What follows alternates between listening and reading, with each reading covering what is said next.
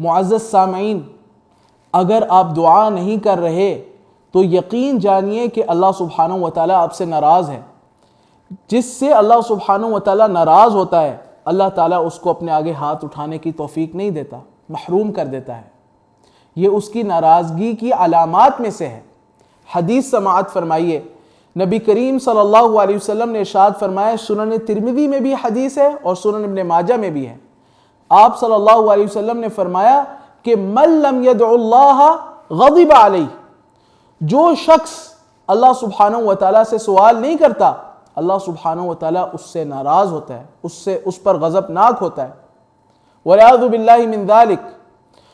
اللہ سبحانہ و تعالیٰ کا کرم دیکھیے کہ لوگ، جب آپ لوگوں سے سوال کرتے ہیں تو لوگ آپ سے ناراض ہوتے ہیں، لیکن اللہ وہ ذات ہے کہ اگر اللہ سے سوال نہ کرے تو سوال نہ کرنے پر اللہ تعالیٰ ناراض ہوتا ہے۔ ایک عربی شاعر نے کیا خوبصورت شعر کہا ہے، اللہ یغضب ان ترکت سؤالہ وبنی آدم حین یسأل یغضب، کہ اللہ وہ ذات ہے کہ اگر اس سے تم سوال کرنا ترک کر دو تو وہ ناراض ہوتا ہے۔